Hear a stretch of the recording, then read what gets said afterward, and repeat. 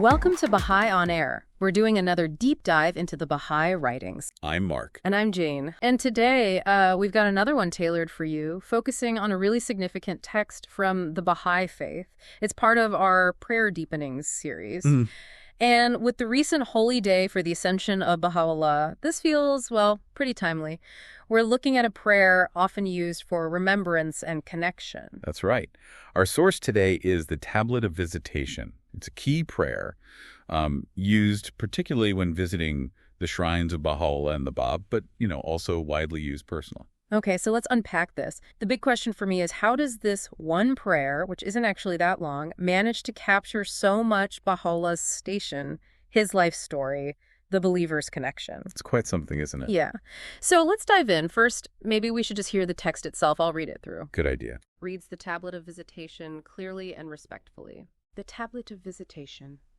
The praise which hath dawned from thy most august self, and the glory which hath shone forth from thy most effulgent beauty, rest upon thee, O thou who art the manifestation of grandeur, and the King of eternity, and the Lord of all who are in heaven and on earth. I testify that through thee the sovereignty of God and his dominion, and the majesty of God and his grandeur were revealed, and the day stars of ancient splendor have shed their radiance in the heaven of thine irrevocable decree, and the beauty of the unseen hath shone forth above the horizon of creation. I testify, moreover, that with but a movement of thy pen thine injunction be thou have been enforced, and God's hidden secret hath been divulged, and all created things have been called into being, and all the revelations have been sent down. I bear witness, moreover, that through thy beauty the beauty of the adored one hath been unveiled, and through thy face the face of the desired one hath shone forth, and that through a word from thee thou hast decided between all created things, causing them who are devoted to thee to ascend unto the summit of glory, and the infidels to fall into the lowest abyss. I bear witness that he who hath known thee hath known God, and he who hath attained unto thy presence hath attained unto the presence of God. Great, therefore, is the blessedness of him who hath believed in thee and in thy signs, and hath humbled himself before thy sovereignty, and hath been honored with meeting thee, and hath attained the good pleasure of thy will, and circled around thee, and stood before thy throne. Woe betide him that hath transgressed against thee, and hath denied thee, and repudiated thy signs, and gainsaid thy sovereignty, and risen up against thee, and waxed proud before thy face, and hath disputed thy testimonies, and fled from thy rule and thy dominion, and been numbered with the infidels, whose names have been inscribed by the fingers of thy behest upon thy holy tablets. Waft then unto me, O my God and my beloved, from the right hand of thy mercy and thy loving kindness, the holy breaths of thy favors, that they may draw me away from myself and from the world unto the courts of thy nearness and thy presence. Potent art thou to do what pleaseth thee. Thou truly hast been supreme over all things. The remembrance of God and his praise, and the glory of God and his splendor rest upon thee, O thou who art his beauty. I bear witness that the eye of creation hath never gazed upon one wronged like thee. Thou wast immersed all the days of thy life beneath an ocean of tribulations. At one time thou wast in chains and fetters. At another thou wast threatened by the sword of thine enemies. Yet, despite all this, thou didst enjoin upon all men to observe what had been prescribed unto thee by him who is the all-knowing, the all-wise. May my spirit be a sacrifice to the wrongs thou didst suffer, and my soul be a ransom for the adversities thou didst sustain. I beseech God by thee and by them whose faces have been illumined with the splendors of the light of thy countenance, and who for love of thee have observed all whereunto they were bidden, to remove the veils that have come in between thee and thy creatures, and to supply me with the good of this world and the world to come.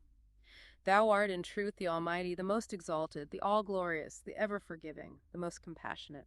Bless thou, Lord my God, the divine Lote-Tree and its leaves and its boughs and its branches and its stems and its offshoots, as long as thy most excellent titles will endure and thy most august attributes will last. Protect it, then, from the mischief of the ondusser and the hosts of tyranny.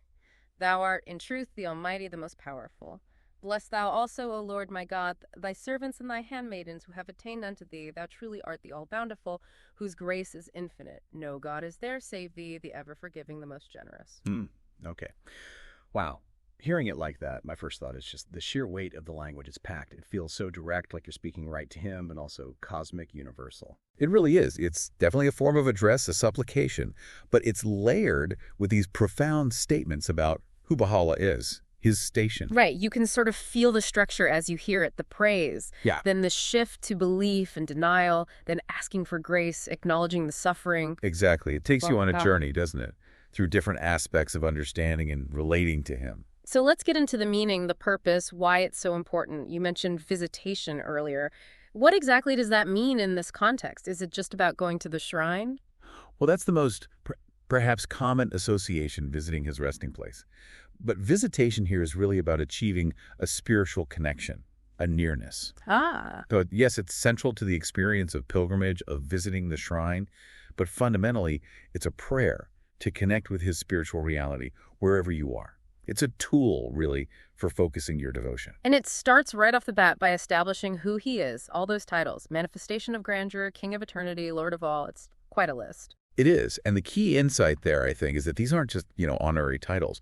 They're testifying that through him, God's own sovereignty and grandeur are revealed. So he's like a mirror. Exactly. A perfect mirror reflecting those divine attributes that we couldn't otherwise grasp. You can't know God's essence directly, the Baha'i teachings say, but you apprehend his qualities through the manifestation. And the power the text gives him.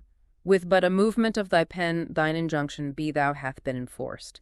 That sounds, well, immense. It's linking him to the creative word, this idea that God creates through his word the command be. Right. The manifestation is seen as the expression, the channel for that word in this age. So that pen, it's not just a physical pen, obviously. It's symbolic of his authority, his power to enact God's will. Okay, that makes sense. And bringing creation into being, sending down revelations. Yes, it connects his mission to the whole sweep of divine revelation, suggesting that past revelations flow from that same ultimate source he now embodies. It also talks about his beauty, his face, unveiling the adored one, the desired one. That imagery really speaks to him being the focal point for all human spiritual longing. Like the ultimate object of humanity's search for the divine is found in recognizing him. And then there's the part about deciding between all created things, leading believers to glory and infidels to the lowest abyss. That sounds quite stark. It does. It lays out the spiritual consequences described in the text based on one's response to him. Acceptance leads upward, spiritually speaking. Rejection leads downward. It's the text's perspective on that spiritual dynamic. Okay.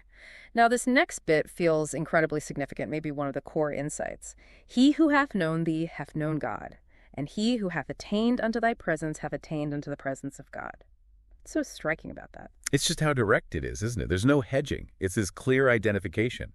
Knowing the manifestation is knowing God in the way that's possible for humans. It addresses that fundamental problem. How do we connect with the infinite, the unknowable? And the answer here is through the one he sent. They aren't God in essence, but they are the perfect reflection, the door. So for this age, knowing Baha'u'llah is presented as the way to know God. That's the core message there, yes. It reframes the whole spiritual quest around recognizing his messenger. And then it describes the state of those who do recognize him. They believe, they're humbled, they've met him, circled around him. Yeah, it paints a picture of that ideal relationship, doesn't it? It's more than just agreeing intellectually. It's this active, devoted orientation towards him. But conversely, the language for those who oppose him is, well, intense, transgressed, denied, repudiated, numbered with the infidels. Yes, the text is very clear about the described spiritual state and the consequences for those who actively reject the manifestation. It's presented as the outcome within the framework of this specific revelation according to the source. Then the tone shifts, becomes more personal, a plea. Waft then unto me the holy breaths of thy favors, that they may draw me away from myself and from the world. What's that about?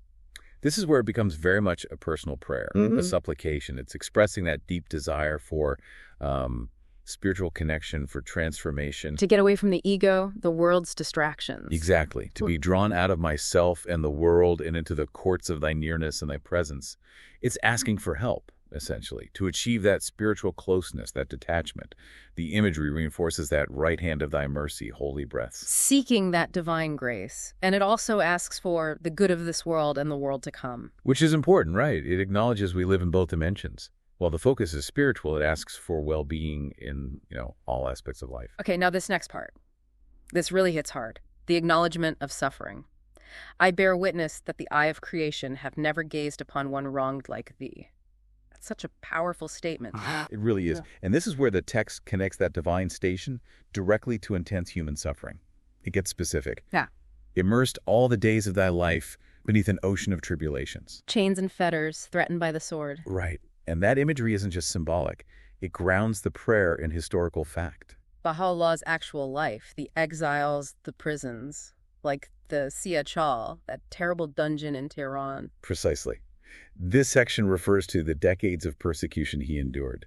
So the prayer becomes this reminder, this historical touchstone, of the immense cost bringing this message. And the contrast it draws, despite all that, thou didst enjoin upon all men to observe what had been prescribed. He just kept going with his mission. Which points to a really crucial insight, I think, that the path of the manifestation involves profound suffering, accepted for humanity's sake. It's not just about power, it's also about vulnerability and sacrifice. And the prayer then offers this response: may my spirit be a sacrifice, my soul be a ransom. It fosters this deep empathy, doesn't it? And gratitude, dedication. It connects the believer's own path to his sacrifice. It really makes you ask, like we mentioned, how does thinking about that suffering change your connection, your understanding? That's a powerful question. Then the prayer moves towards blessings at the end, and this image of the Divine Lote-Tree appears. What's the significance of that? The Lote-Tree is a really potent symbol, found in various traditions, actually. Here, it clearly symbolizes the revelation itself, Baha'u'llah's cause, his faith. So blessing is leaves, boughs, branches, is like praying for the faith to grow and flourish. Exactly. For the teachings, the community, the institutions, everything that grows from that divine root to be protected and to thrive. And there's that specific prayer for protection from the mischief of the aggressor and the hosts of tyranny. Which acknowledges the reality, doesn't it? Yeah. The opposition the faith has faced and continues to face. Yeah. It's a plea for divine safeguarding. And finally, a blessing on the believers, the servants and thy handmaidens who have attained unto thee. Yes, a direct blessing for those who have connected with him or are dedicated. So if we pull all these threads together, what makes this tablet of visitation so important? How does it manage to contain so much? Well, I think its importance lies in how it functions on multiple levels for the believer. It's a powerful, direct way to express love and devotion, to seek that spiritual connection we talked about. It clearly lays out the core Baha'i understanding of Baha'u'llah's station, the manifestation, the link to God.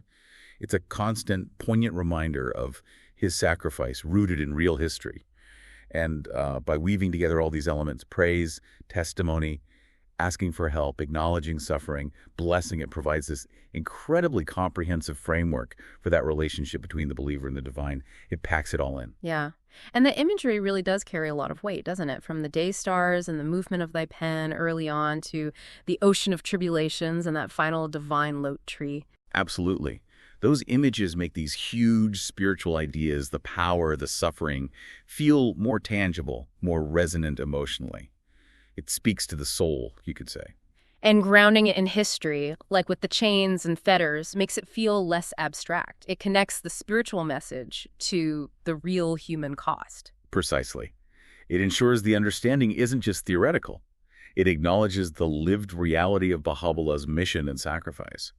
The text becomes a touchstone connecting prayer to that historical experience. Which brings us towards the end of this deep dive. We've really tried to unpack the tablet of visitation, its meaning, its purpose, the symbolism, the history woven into it, and just why it's so central. It's such a rich text. It Yeah. really invites you to contemplate deeply the station of the manifestation, what belief and denial mean, the reality of suffering for a higher purpose, and that universal human yearning for closeness to the divine. We really hope this exploration has sparked some new insights for you, or maybe deepened your appreciation for this prayer. We enjoy doing these prayer deepenings and generally diving into the Baha'i writings. Yeah. So if you have other texts, specific prayers, or themes you'd like us to explore in a future deep dive, please do let us know. We rely on your suggestions. We really do. It helps us know what you're interested in. And of course, if you found this helpful, please do the usual things like comment, share with others, subscribe. It helps support these deep dives. And maybe, just maybe, take that question with you that we touched on. How does acknowledging the suffering described in this prayer deepen your own understanding, your own connection? Something to reflect on.